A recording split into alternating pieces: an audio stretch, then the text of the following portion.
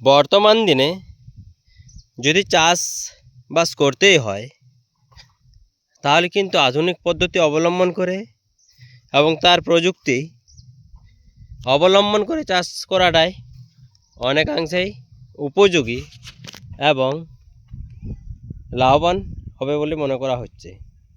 কারণ বর্তমান দিনে যা পরিস্থিতি চলে এসেছে, দিন দিন উপযুক্ত শ্রমিকের অভাব এবং পর্যাপ্ত শ্রমিক না পাওয়ার জন্য আমাদেরকে আধুনিক পদ্ধতি এবং কম পরিশ্রমে চাষবাস করে অধিক লাভ করার জন্য আমাদের পরিকাঠামোগুলো আধুনিক মানের করতে হবে। সেই জন্য আমরা মালচিং পদ্ধতিতে চাষবাসের পদ্ধতিটা কিন্তু বেছে নিচ্ছি।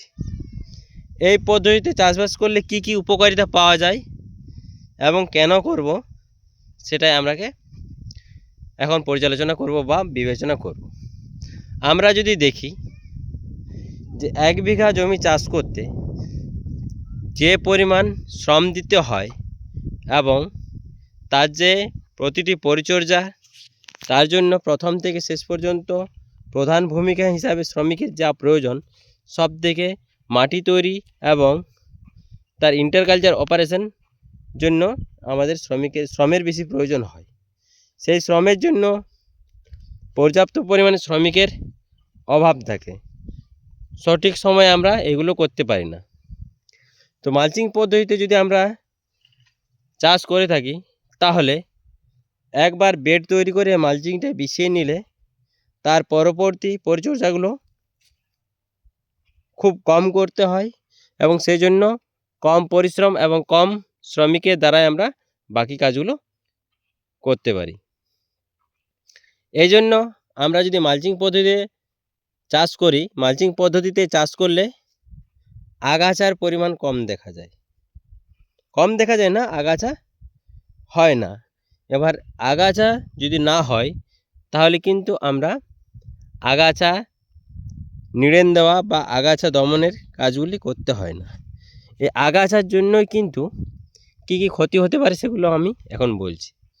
এই আগাছা যে পরিমাণে বৃদ্ধি পায়, ফসলের দ্বিগুণ পরিমাণে বৃদ্ধি পায়।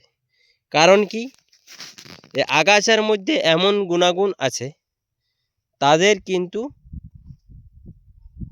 এমন ক্ষমতা আছে যা মাটি থেকে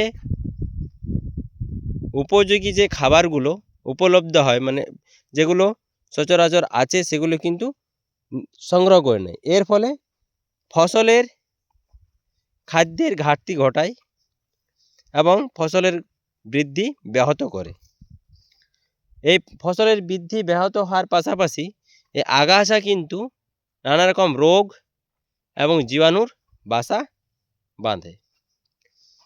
এই আগাছার কারণেই রোগের আক্রমণ ফসলে বৃদ্ধি পায়।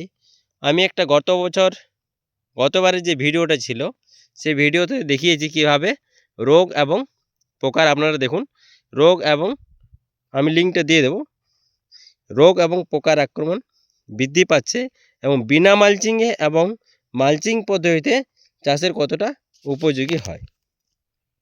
তো আমি এখন যে বিষয়টা আলোচনা করছি সেটা হচ্ছে যে মালচিং পদ্ধতিতে চাষ করলে আগাছা দমন হয় এবং আগাছার কারণে কিন্তু রোগ এবং পোকার আক্রমণটা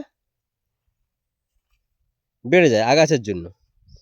তো আমরা যদি আগাছা দমন করতে পারি তাহলে রোগ এবং পোকার যে খরচ, তার জন্য যে খরচ করতে হয় সেটা কিন্তু আমরা অনেকাংশে কম লাগে এবং সহজে চাষবাসটা সুষ্ঠুভাবে করতে পারি, যা কিন্তু আমাদের অনেকটা লাভের পরিমাণ বাড়ায়।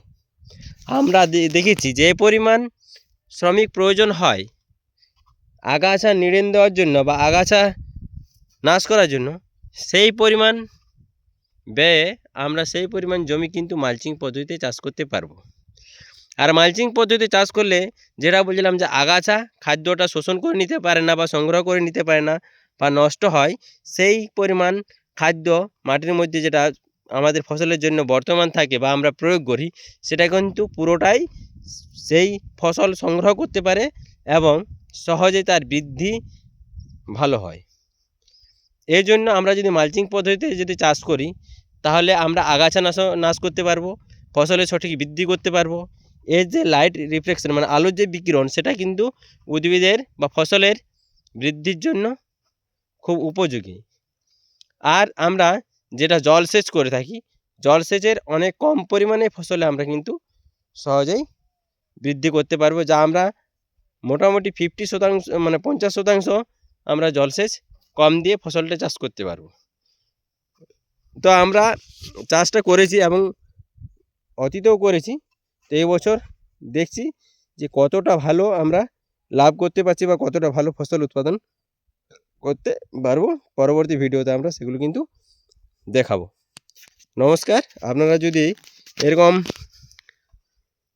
আধুনিক পদ্ধতিতে চাষবাসের ভিডিও পেতে চান তবে আমার ইউটিউব চ্যানেলটা অবশ্যই সাবস্ক্রাইব এবং